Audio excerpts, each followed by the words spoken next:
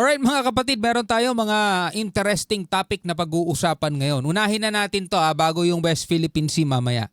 Pagpataw ng parusang kamatayan sa pamamagitan ng firing squad laban sa mga magnanakaw na opisyal ng gobyerno, mga tiwali, mga magnanakaw sa kaban ng bayan mga tol, itinutulak ngayon sa kamera. At binigyan natin to ng reaction video and sa comment section mga tol, halos 90% mga kapatid ng mga kababayan natin talagang pabor sila sa ganitong usapin. Kasi kung titignan mo mga tol, yung nagnakaw ng isang lata ng sardinas, nakukulong, napaparusahan mga tol, eto bilyon-bilyon ang ang nawawala, nananakaw mga tol. At hindi lang isang buhay ang naaapektuhan kundi napakarami. 'Di ba? At kaya pag napatunayan na ikaw talaga ay gumawa ng masama, gumawa ng pagtataksil sa ating bayan, anong parusa ang kanilang itinutulak? Firing squad. Firing squad mga tol, makikita mo mga dating simpleng tao lang, Ngayon hindi na basta-basta Rolex ang mga relo mga tol, naka Richard Mille na. 'Di ba? Grabe, kung titignan mo magkano sweldo mo. Mga tol, tignan nyo kung magkano sweldo ng bawat posisyon sa gobyerno. Di mula sa pinakamababa hanggang sa presidente, tignan nyo kung magkano sweldo nila buwan-buwan. Para makabili sila at magkaroon ng ganun kalaking kayamanan sa napakaikling panahon. Doon pa lang makikita mo na . Anyway, bago natin to simulan, huwag mo kalimutan mag-subscribe. Click mo na rin ang notification bell para ma-notify ka whenever na may mga bago tayong reaction video tulad nito. Huwag na natin patagalin pa, panoorin na natin to. Nais nang mapatawan ng kamatayan sa pamamagitan ng firing squad ang mga politikong sangkot sa graft and corruption, malversation of public funds at plunder sa ilalim ng House Bill number 11211. Tingnan nga natin kung sino-sino ang susuporta dito. Malamang hindi susuporta dito yung mga guilty, Yan ang ulat ni Mela Las Moras. Para tuluyan ang mawakasan ang mga katiwalian, korupsyon at pandarambong sa gobyerno, itinutulak na sa Kamara ang pagpapataw ng parusang kamatayan sa pamamagitan ng firing squad laban sa mga pampublikong opisyal na mapatutunayang nagkasala sa mga kasong graft and corruption, malversation of public funds at plunder. Kaya siguro yung sa matagal na panahon, tutol sila sa death penalty mga tol. Kasi pwedeng maisama talaga pwedeng mapag-usapan itong topic na 'to na bakit kayo masyadong nakafocus sa mga mamamayan. Dapat ang isa sa mga inuuna mga tol is yung nasa gobyerno. Kasi ang ugat mga tol, ang nagiging pangunahing ugat ng mga krimen dito sa ating bansa, dala ng kahirapan. 'Di ba? Yung pagnanakaw na mauuwi sa pagpatay, 'di ba? Dahil sa kahirapan bakit nagiging mahirap ang lagay ng ating bansa? Dahil nga sa mga kurakot. Biruin mo kung walang kurakot, napakayaman siguro ng bawat mamamayang Pilipino. Siguro hindi mawawala ang kriminalidad. Nandiyan kasi epekto ng droga yan, epekto ng masamang bisyo yan .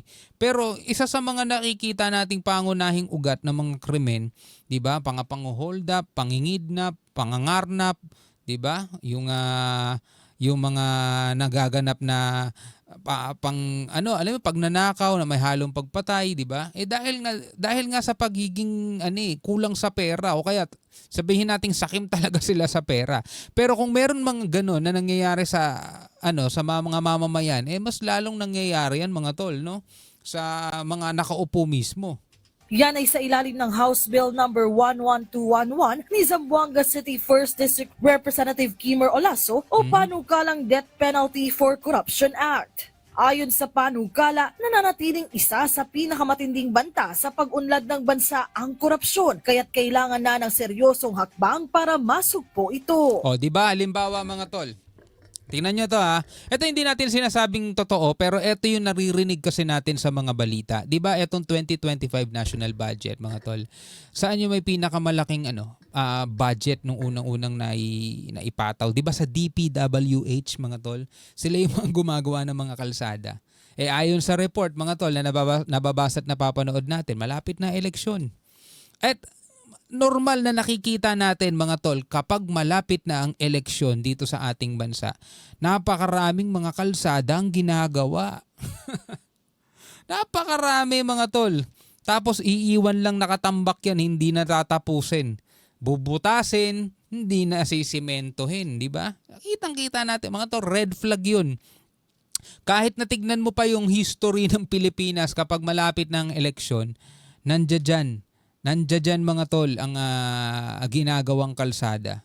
'Di ba? Tapos yung mga namimigay ng ayuda. Wow!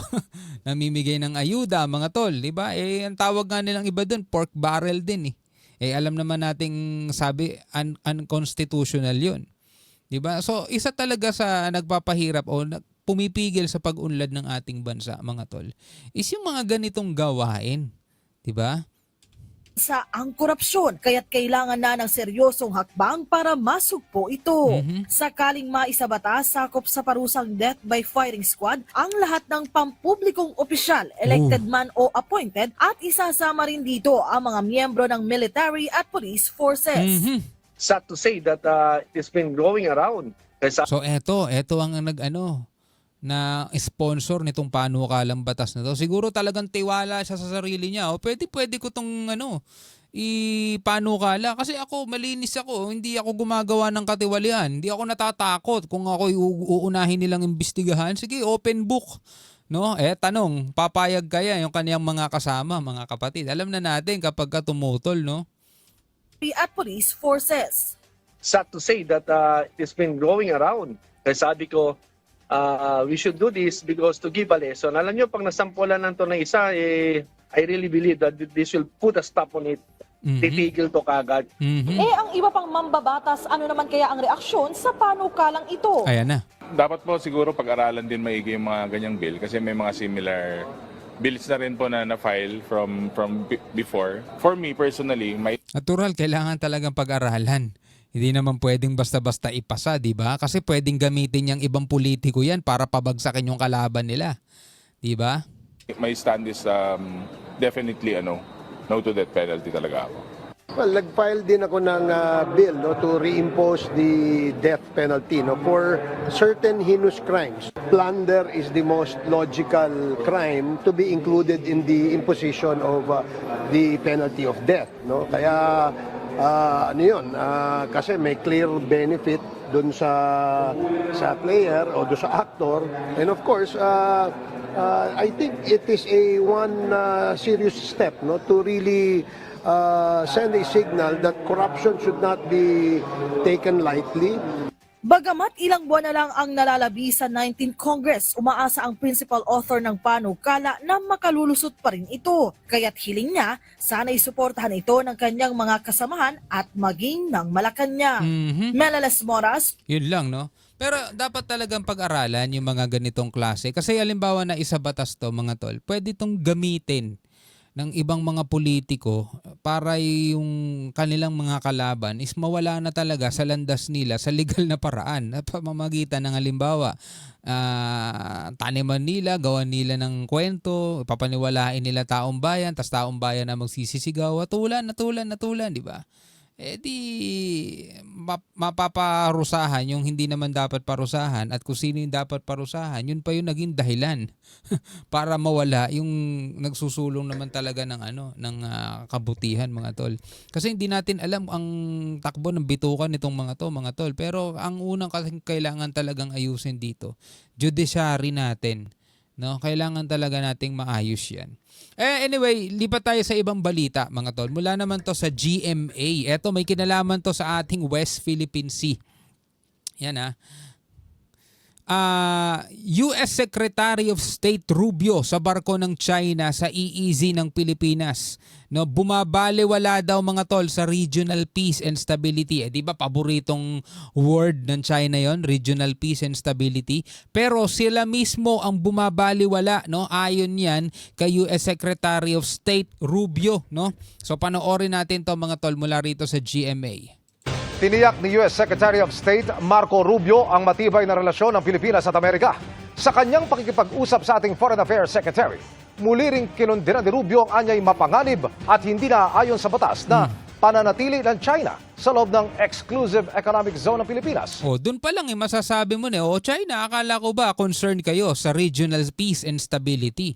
Bakit pumapasok kayo sa mga bakurang hindi naman inyo? O, di ba? Dun pa lang mga tol Alam mo na talagang hindi seryoso ang China at niloloko lang nila tayo Nakatutok si JP Soriano. Be reported to higher authorities. Magtatatlong linggo nang umiikot-ikot ang mga barko ng China Coast Guard may 60 to 65 nautical miles mula sa Capones, Zambales. 60 to 65 nautical miles mula sa Capones, Zambales. Yun ba ang nagpapahalaga sa regional peace and stability? 'Di ba? Yung tipong lalapit sila sa sa teritoryo ng ibang bansa. Para saan? Sabihin kanila yon? Asan ang peace and stability doon? Ilang linggo na ring pinaalis ng mga taga-Philippine Coast Guard ang China Coast Guard dahil iligal ang ginagawa nilang pagpapatrolya sa Exclusive Economic Zone o EEZ ng Pilipinas. Ang mga ganitong gawain ng China ayon kay bagong US Secretary of State Marco Rubio ay maituturing daw na mapanganib at isang destabilizing action. Tama. Sinabi yan ni Rubio sa kanyang pakikipag-usap kay Foreign Affairs Secretary Enrique Manalo. Ayon sa US Department of State, sinabi ni Rubio na ang aksyon ng China ay bumabaliwala sa regional peace and stability sa rehiyon. Bago yan mga tol, di ba? Naaalala ninyo yung sinasabi ni Banlawi na pagpasok ng bagong Trump, pwedeng umatras na ang suporta ng US sa Pilipinas. Eto ngang bagong US Secretary of State ng Trump administration, di ba? Sobrang suportado ang Pilipinas at sobrang binabatikos niya ang ginagawa ng China. Sobrang pahiya na naman dito yung professor na yun. At hindi naayon sa international law. Ipinaabot din daw ni Rubio kay Manalo ang aniyay ironclad commitment ng Amerika sa Pilipinas. Ironclad commitment sa Trump 2 Trump 2 administration. Bakit Trump 2? Kasi pangalawa na. Which is eto'y kasalungat ng mga kumakalat-kalat at inaano ng mga pro-China na aatras daw o posibleng umatras daw dahil ayaw daw ng Trump administration yung mga ganito.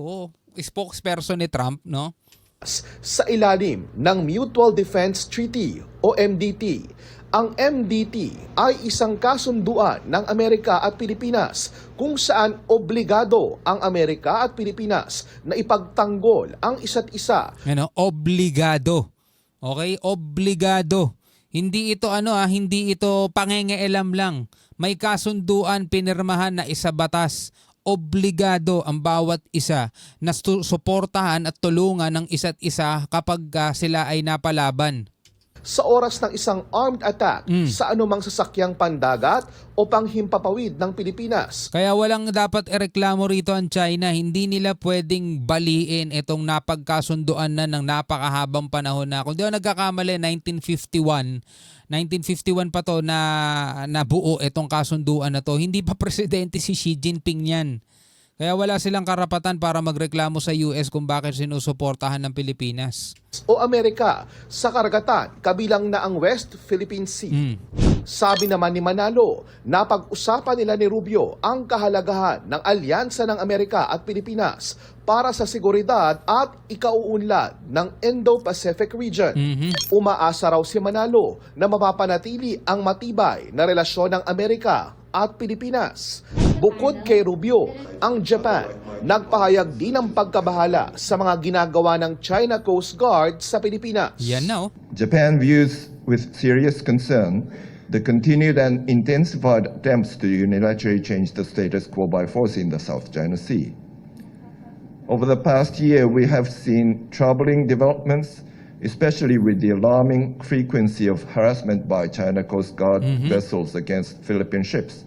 Sa gitna nito, ang Typhoon missile system ng Amerika na patuloy na nananatili sa Pilipinas, inilipat ng pwesto ng Amerika base sa ulat ng Reuters News Agency. Ayon sa mga satellite photos na ito na nakuha ng Reuters, makikita pa ang mga Typhoon equipment sa Lawag International Airport sa Ilocos Norte noong December 30. Pagsapit ng January 8, wala na ang mga ito doon. Kailangan talaga nilang ilipat-lipat mga tol kasi iniispayan yan. Minamanmanan yan mga tol, mga EDCA sites natin. Minamanmanan yan. Alam nila kung saan nakapwesto at alam nila kung saan nila pupunteryahin if ever. Diba? Kaya kailangan talaga nilang ilipat-lipat yan. Ayon sa Reuters, sinabi ng US Indo-Pacific Command na inilipat na ito sa hindi tinukoy na lokasyon sa Luzon. Ang Typhoon ay gumagamit ng Tomahawk Diba? Good job! Tama yun mga tol. Kasi kung naaalala ninyo, diba, may nahuli na Chinese national na nag-i-spy daw sa mga military base, sa mga EDCA sites. O nakakagawa daw sila ng 3D map. So alam na alam agad ng China kung saan nakapwesto to. So pag nag-launch sila ng kanilang missile, alam nila kung saan ang pupunteryahin nila. Kung palipat-lipat etong mga Typhoon natin at ilalagay sa isang lugar na hindi alam o hindi sinasabi mga tol, di mas safe, di ba? cruise missiles na kayang mag-deploy ng missile hanggang China at Russia mula sa Pilipinas. Grabe, mula Pilipinas, kayang umabot hanggang Russia at saka China. Meron din itong SM-6 missiles na kayang tirahin ang air and sea target na may layong 200 kilometro. Dati nang Kaya pala, takot na takot ang China dyan sa Typhoon missile na yan, inaalmahan ng China ang pananatili ng Typhoon missile system sa Pilipinas. Oh, diba? Na nila'y posible raw na pagsimulan ng isang arms race. Para sa GMA. Anyway, bilang isang Pilipino, ano masasabi nyo dyan mga tol? Una, parusang kamatayan para sa lahat ng mga tiwaling politiko, mga tol.